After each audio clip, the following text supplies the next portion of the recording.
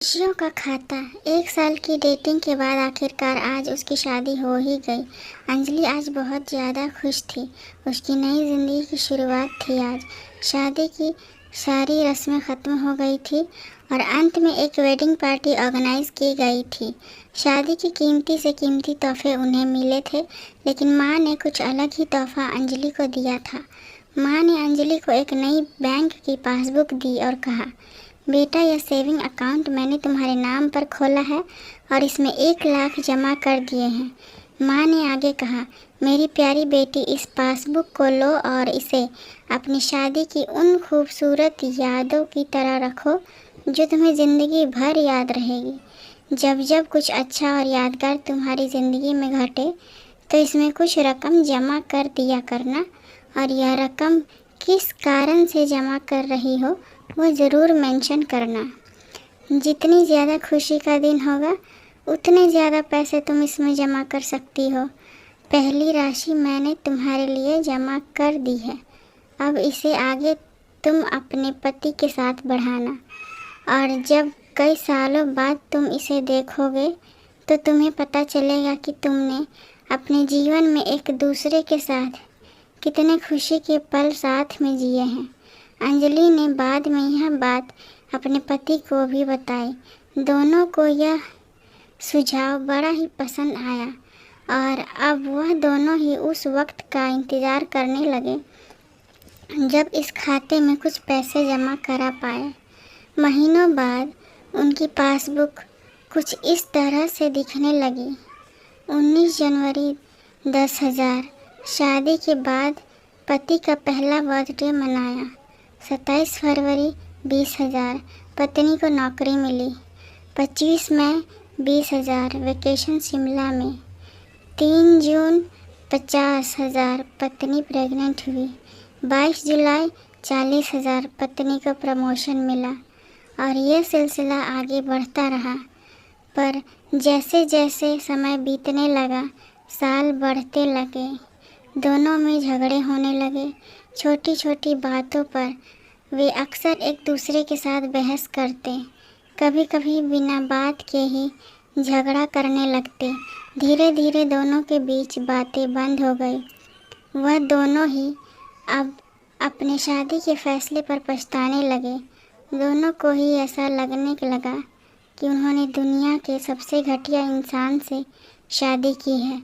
शायद उनके बीच का वह प्यार कहीं गुम हो गया जो पहले था।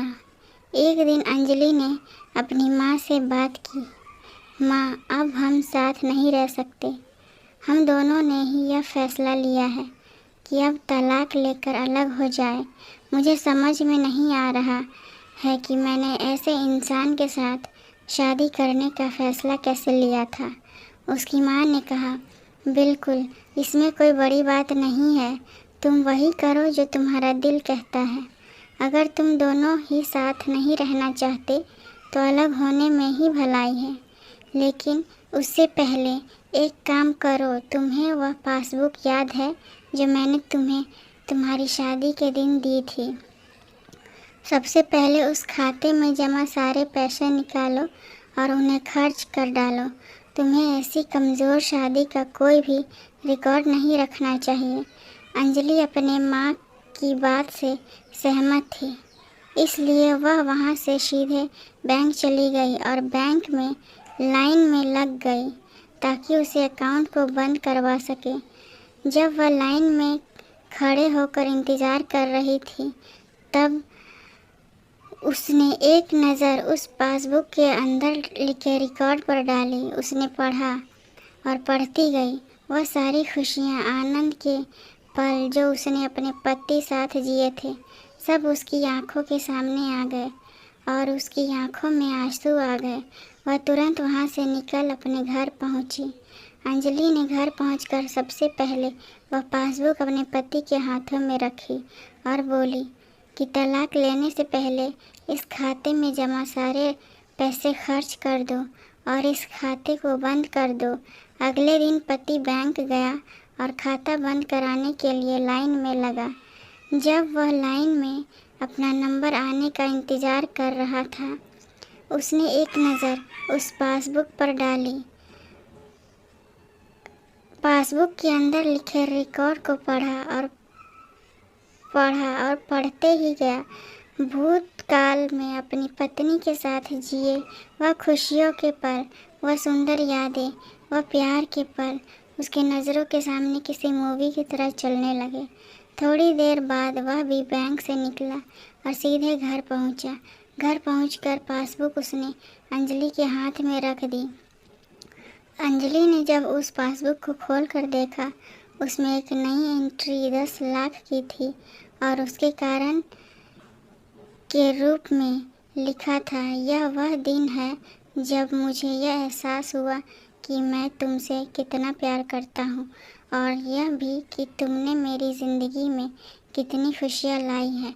वह दोनों एक दूसरे के गले लग गए, खूब रोए और उन्होंने उस पासबुक को संभाल कर तिजोरी में रख दी।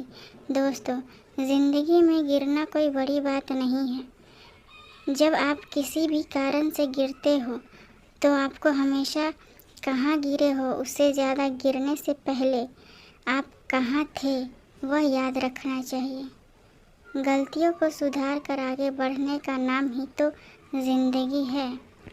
अगर ये छोटी सी कहानी पसंद आए तो लाइक, कमेंट और शेयर करें। चैनल पर नए हैं तो सब्सक्राइब करें।